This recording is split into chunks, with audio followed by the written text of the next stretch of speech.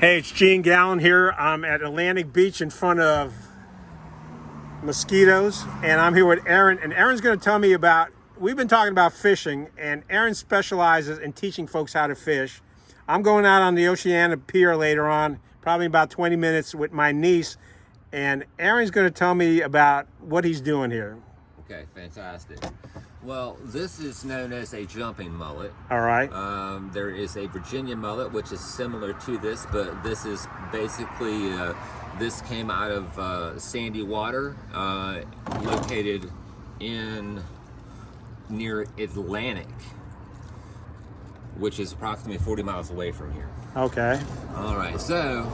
Now, is there any specific reason it's called a jumping mallet? Does it actually jump, or is that just a jumping mullet is designed to be able to jump from ditch to ditch if it's ever caught in by the tide. Oh, okay. Or it can also use that to its advantage to jump from ditch to ditch because its primary diet is grass shrimp or very small growing shrimp. That's what these things eat. They're not like a carp or anything. They have a steady diet of baby shrimp. That's what these things live off of.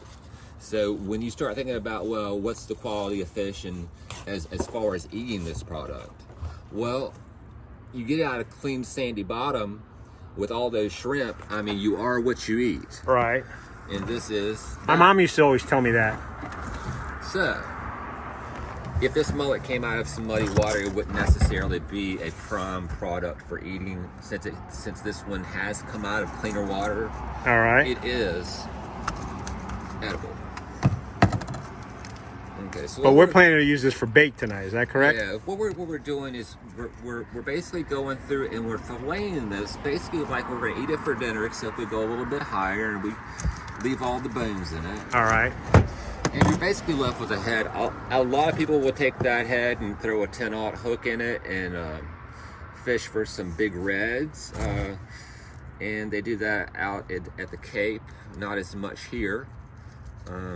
So what we've done is we now have two perfect fillets, okay? All right. The first thing we're going to clean these things up. We want to take off these fins. We're going to make this nice and clean.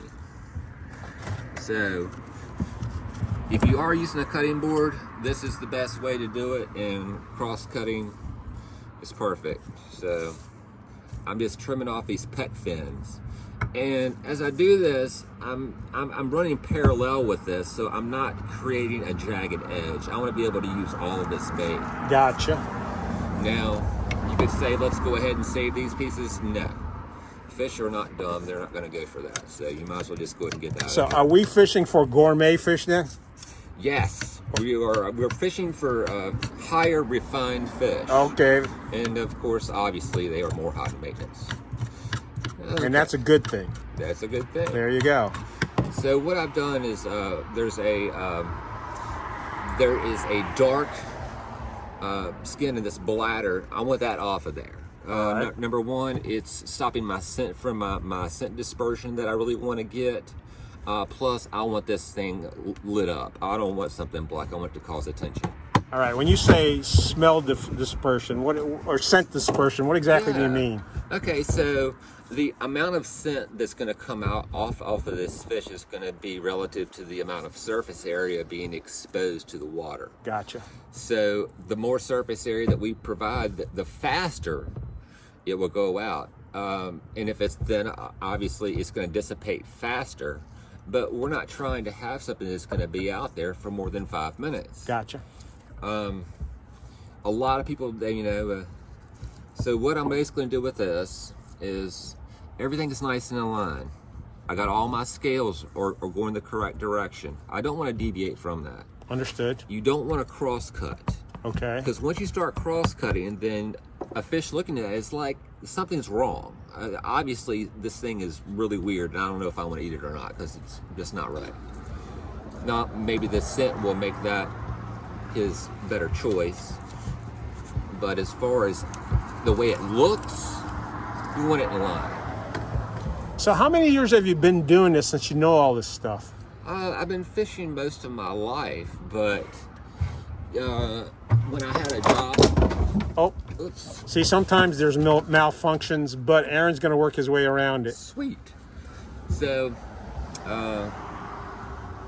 where were we? Oh, We're talking about how you learn how to do this. This was trial and error. When I came down here from the mountains of Virginia, nobody wants to really show you how to. It's kind of, you know, if it's like somebody going hunting in your backyard, maybe not your backyard, but the property next to you. Right. What do you tell them? How much do you want to tell them? And then who wants to know?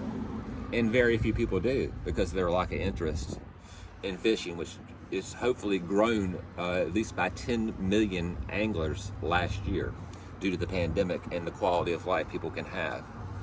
So this is the bait that we have prepared. I would normally fish this bait entirely by itself. Right. I would use either a 7/0 hook and a sliding sinker system and put this puppy out there. Now, the trick is once you get it to this position, right, I want to go ahead and double down. I'm going to split this puppy again. Right, so you're cutting it entirely through then? Mm-hmm. All right. So I cut it in half on my midline, and now I'm recutting my belly side, which was my lower half of the two. Okay? Now I have two mirror image fillets that are hydrodynamic. And they look beautiful, actually. So what you would do is you put on one side, your first side you go scales first, and on your second side you go meat first, and okay. that way you have a mirror image.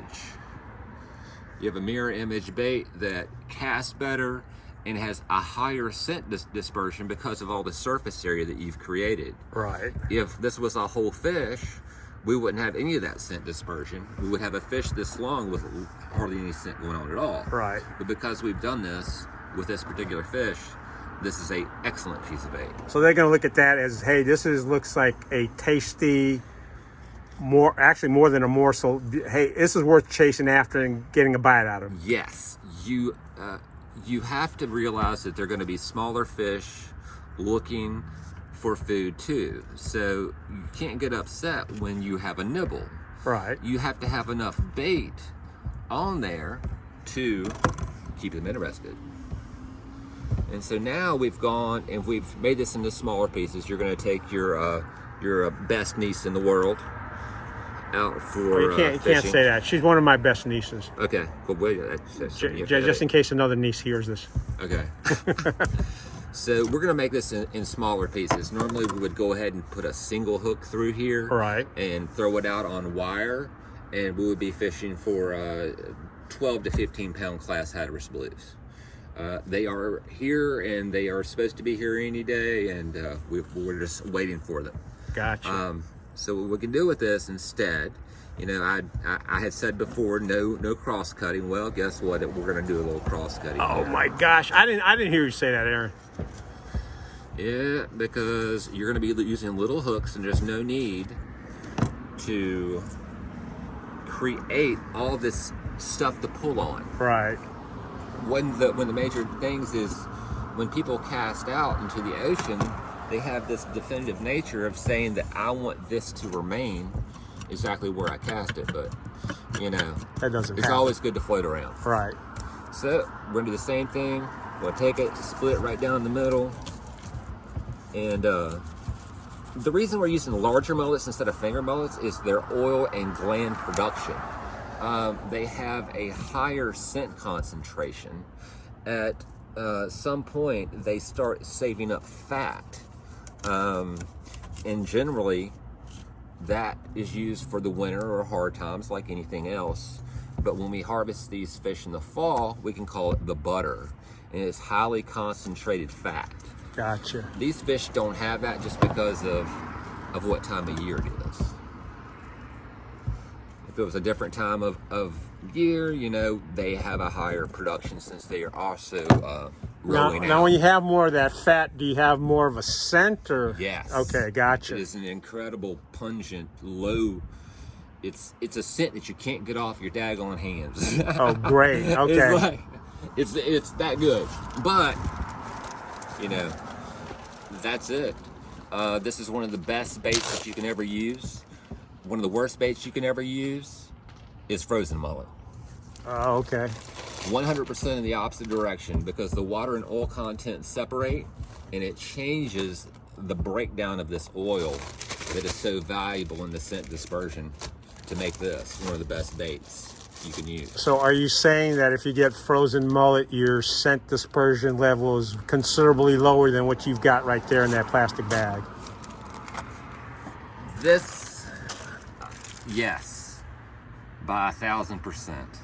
All right. Once this is frozen, it changes it chemically, and you can't catch hope on a frozen mullet. The only reason you will lose a frozen mullet a lot, but it's very rare that you'll actually catch a lot of fish on frozen mullet. I'm in the southern banks of North Carolina.